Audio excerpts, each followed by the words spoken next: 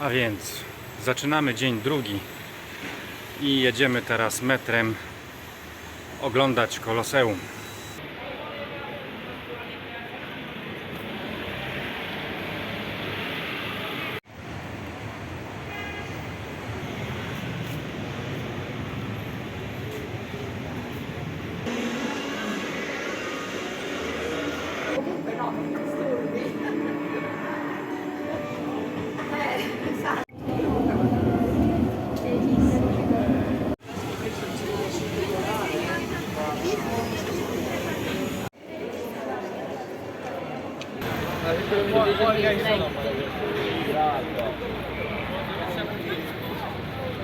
Oj, koniki tutaj mają.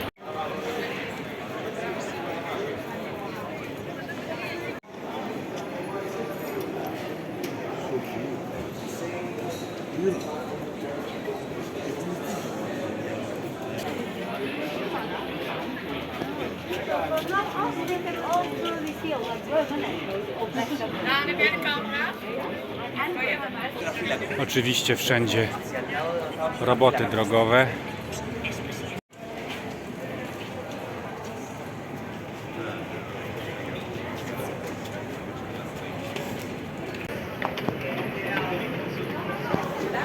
Ludzi tyle, jakby było co tu oglądać, a tu jak zwykle tylko kamienie i kamienie.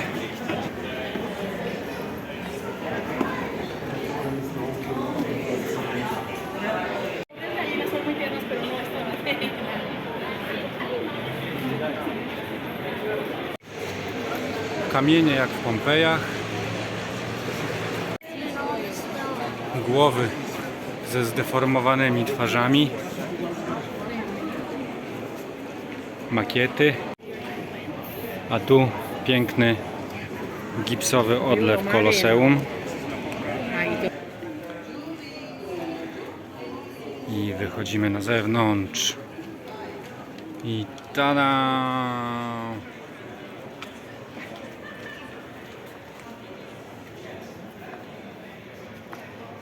I oto jesteśmy. Koloseum w pełnej okazałości.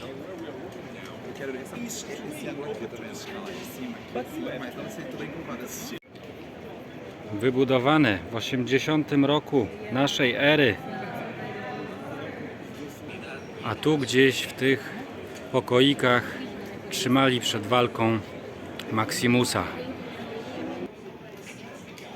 A tu kamienie.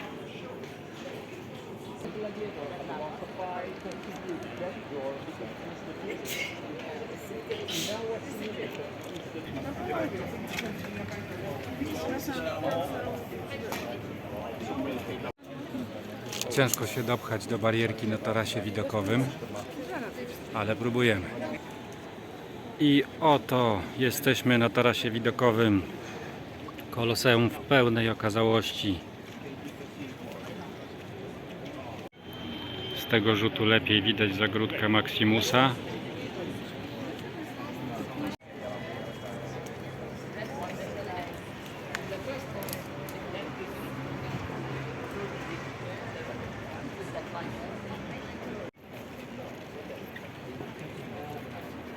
Pozdrowienia z Koloseum.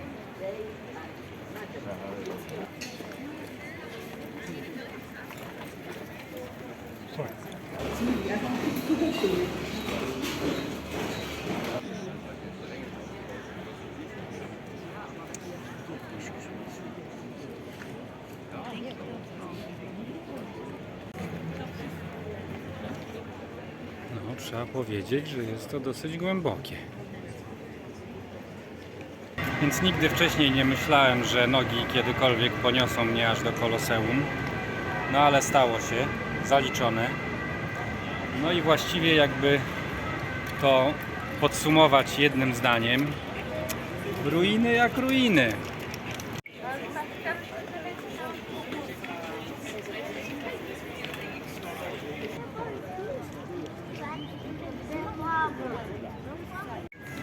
A tutaj sobie odpoczywamy pod łukiem Konstantyna Wielkiego.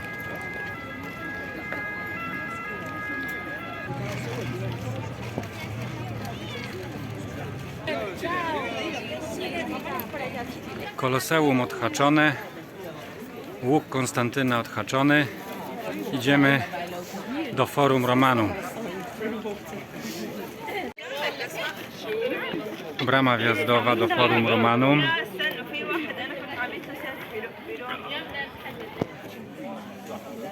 Łuk Tytusa.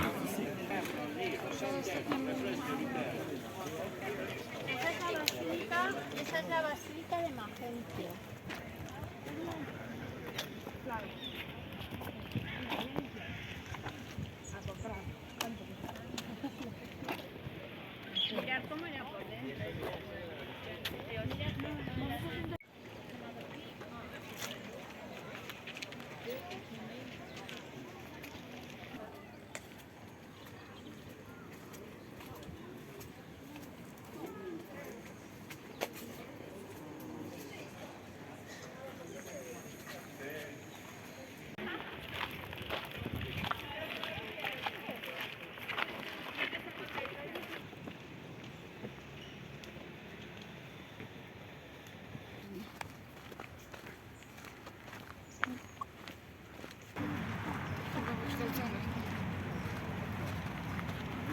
Kamienie.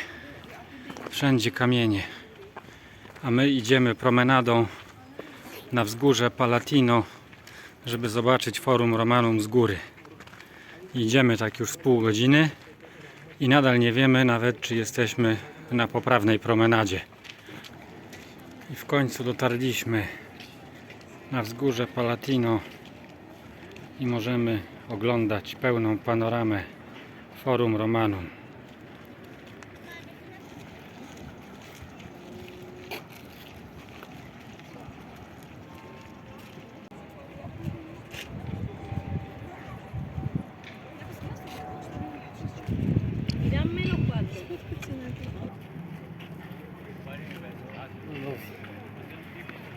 To jest chyba niezależne.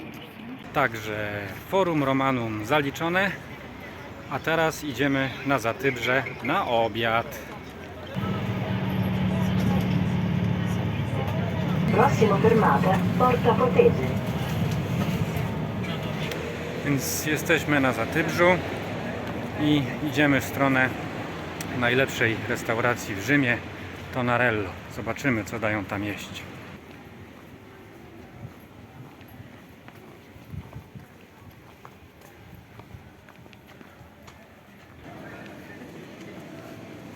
Za piękna to dzielnica nie jest, ale dotarliśmy do restauracji i wygląda na to, że żeby wejść do środka, trzeba najpierw odstać w kolejce.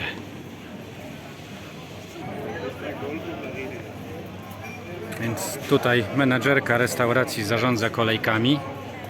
Koło niej jest kolejka dla grupy 6-osobowej. Po lewej stronie jest dla grupy. I don't know. A my tu.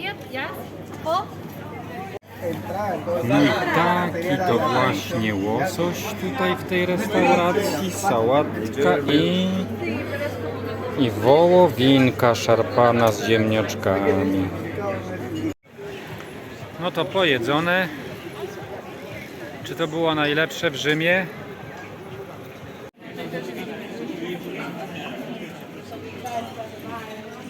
Też chyba to samo.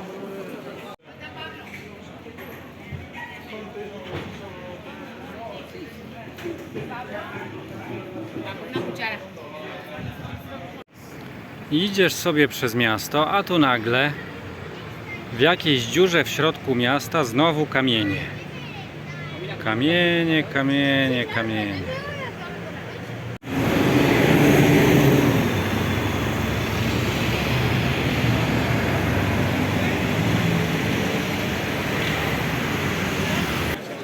Dzisiaj do Panteonu nie ma w ogóle kolejki, więc wchodzimy do środka zobaczyć, jak tam jest.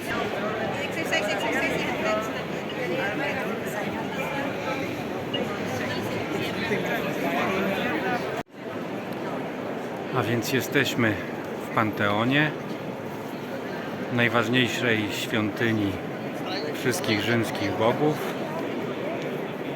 Mówią, że cud architektury. Ładnie to wygląda. W suficie Panteonu jest dziura, niczym nieosłonięta, więc jak pada deszcz, to pada tu na środek i podobno podłoga jest klęśnięta i woda ucieka gdzieś pod spód.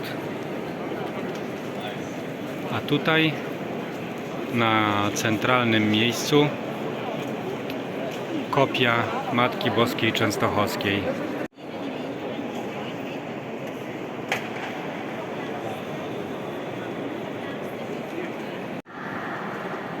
No i można sobie tutaj tak usiąść i pokontemplować.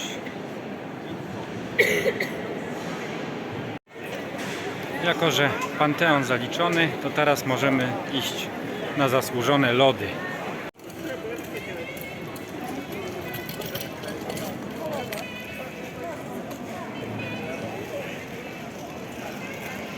Znaleźliśmy kolejny kościół i wchodzimy do środka.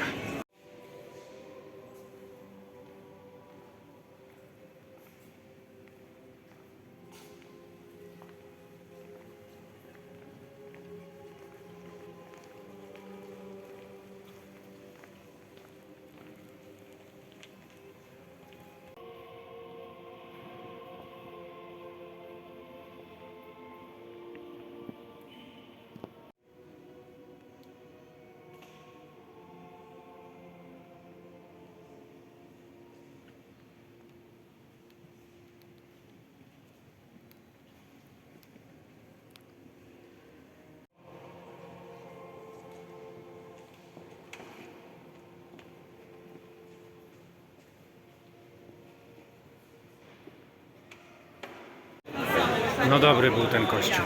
Dzieło sztuki.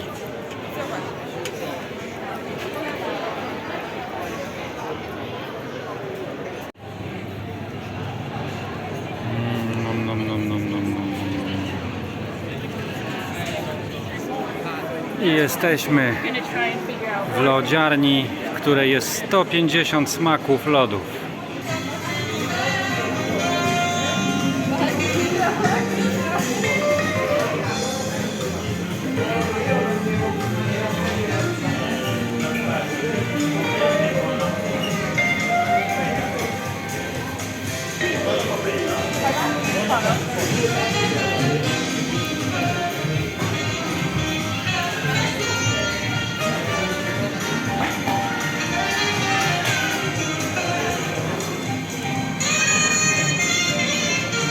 Sto 150 smaków lodów.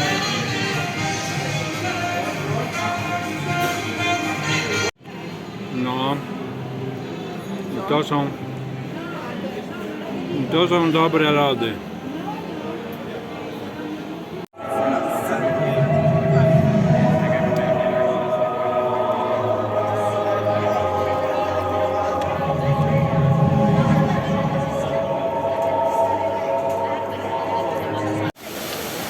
Więc przyszliśmy jeszcze raz do fontanny Trevi, wieczorem tym razem, w nadziei, że będzie mniej ludzi i będzie trochę więcej spokoju, ale okazało się, że wcale nie jest mniej ludzi.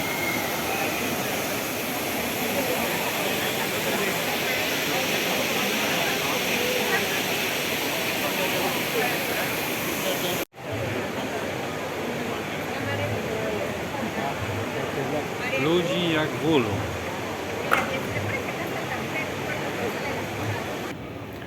Po lodach postanowiliśmy pójść na pizzę do Piccolo Buco, ale okazuje się, że żeby się tam dostać, trzeba najpierw odstać swoje w takiej kolejce.